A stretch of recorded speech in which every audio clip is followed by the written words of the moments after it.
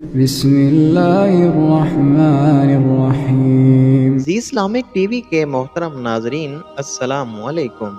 پیارے دوستو، کہتے ہیں کسی جگہ ایک شخص رہتا تھا جس کے 3 بیٹے تھے۔ اس شخص نے اپنے تینوں بیٹوں کا نام عبداللہ رکھا ہوا تھا۔ دن گزرتے رہے یہاں تک کہ اس پر موت آ پہنچی۔ مرنے سے پہلے اس نے اپنے تینوں بیٹوں کو بلا کر وصیت کی کہ عبداللہ کو وراثت ملے گی، عبداللہ کو وراثت نہیں ملے گی اور عبداللہ کو وراثت ملے گی، یہ کہہ کر اس کی روح قبض کر لی گئی۔ اب مسئلہ یہ پیدا ہوا کہ کس عبداللہ کو وراثت ملے اور کس کو نہ ملے۔ تینوں بھائیوں نے فیصلہ کیا کہ شہر جا کر قاضی کے سامنے اپنا معاملہ پیش کریں اور اس سے کوئی حل مانگیں۔ تینوں اپنے سامان کے ساتھ سفر پر روانہ ہوئے۔ راستے میں انہوں نے ایک ایسے شخص کو دیکھا جو اپنی گمشدہ چیز تلاش کر رہا تھا۔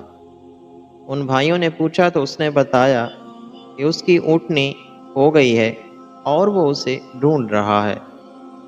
ایک عبداللہ نے پوچھا، کیا تیری اونٹنی ایک آنکھ سے اندھی تھی؟ آدمی نے کہا، ہاں ایسا ہی تھا۔ دوسرے عبداللہ نے پوچھا، کیا تیری اونٹنی ایک ٹانگ سے لنگڑی تھی؟ آدمی نے فوراً کہا، بالکل صحیح، میری اونٹنی واقعہ ہی ایک ٹانگ سے لنگڑی تھی۔ تیسرے عبداللہ نے پوچھا، کیا تیری اونٹنی کی دم کٹی ہوئی تھی؟ وہ خوش ہو کر بولا، بالکل ٹھیک، میری اونٹنی کی دم بھی کٹی ہوئی تھی۔ پھر اس نے کہا، بس اب جلدی سے بتا دو کہ میری اونٹنی کہاں ہے؟ تینوں عبداللہ نے جواب دیا، باخدا ہمیں تمہاری اونٹنی کے بارے میں کوئی علم نہیں ہے، ہم نے اسے ہرگز نہیں دیکھا۔ یہ سن کر اونٹنی کا مالک غصے سے پاگل ہو گیا۔ اس نے فیصلہ کیا کہ ان تینوں کو قاضی کے پاس لے جائے گا، کیونکہ اسے یقین تھا کہ یہ اونٹنی کو ذبح کر کے کھا چکے ہیں اور اب اپنے جرم کو چھپانے کے لیے جھوٹ بول رہے ہیں۔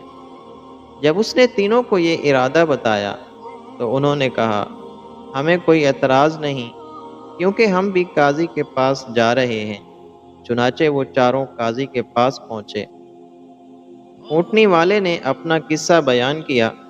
قاضی نے ان تینوں سے کہا، جس طرح تم لوگوں نے اونٹنی کی نشانیاں بیان کی ہیں، اس کا ایک ہی نتیجہ نکلتا ہے کہ اونٹنی تمہارے پاس ہے۔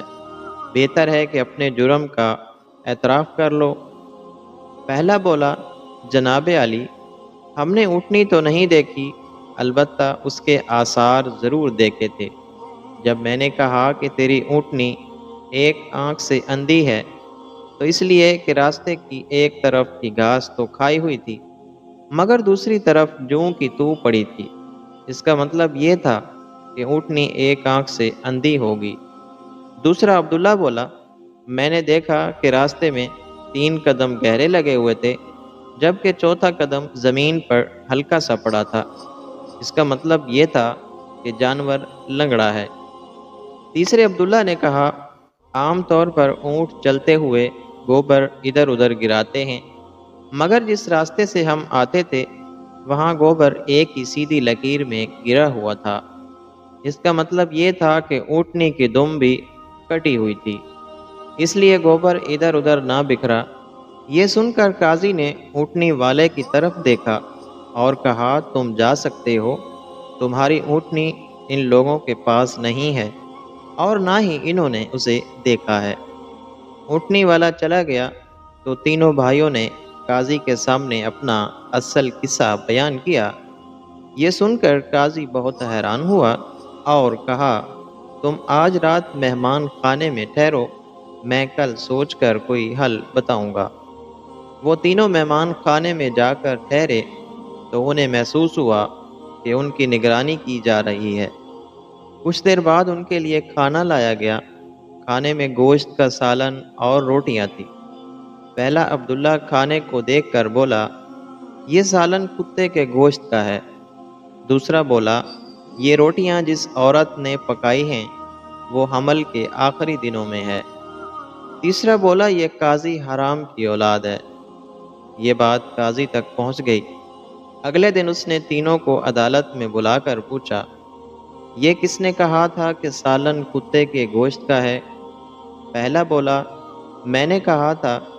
قاضی نے باورچی کو بلا کر پوچھا تو اس نے اعتراف کیا کہ کھانے کے لیے کچھ نہ تھا، اس لیے اس نے شرارت سے کتا ذبح کیا اور اس کا گوشت پکا کر بھیج دیا۔ قاضی نے پہلے عبداللہ سے پوچھا، تمہیں کیسے پتہ چلا؟ اس نے جواب دیا، بکری یا اونٹ کے گوشت کے نیچے چربی لگی ہوتی ہے، مگر اس گوشت میں چربی کا نام و نشان نہ تھا۔ قاضی نے کہا، تم وہ عبداللہ ہو جسے اپنے باپ کی وراثت ملے گی۔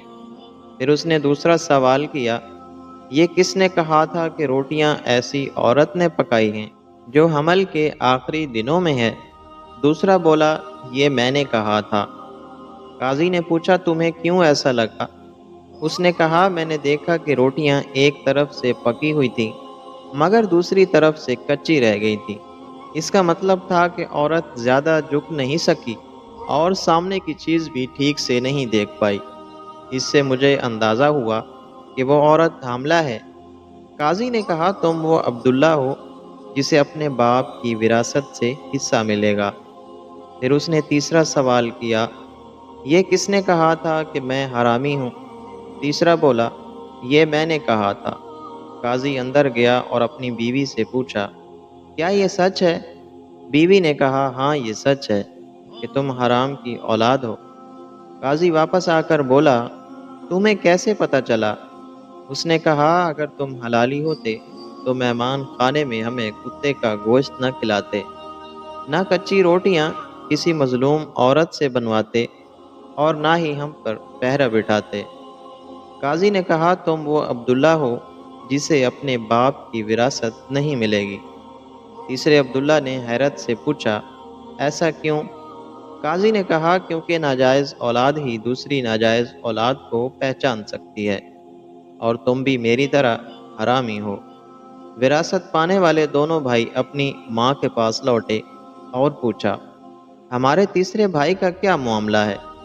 ماں نے کہا، تمہارا باپ ایک بار صبح کی نماز پڑھنے مسجد گیا تو دروازے پر ایک بچہ ملا، وہ اسے گھر لے آیا اور تم دونوں کی طرح اس کا نام بھی عبداللہ رکھا اور اس کی پرورش کی۔ جی تو پیارے ناظرین، آج کی ویڈیو آپ کو کیسی لگی؟ اپنی رائے کا اظہار کمنٹ باکس میں لازمی کریں اور ہماری حوصلہ افزائی کے لیے اس ویڈیو کو لائک کریں اور ہمارے چینل کو سبسکرائب کریں۔ ملتے ہیں کسی اگلی نیکسٹ ویڈیو میں، تب تک کے لیے اللہ حافظ۔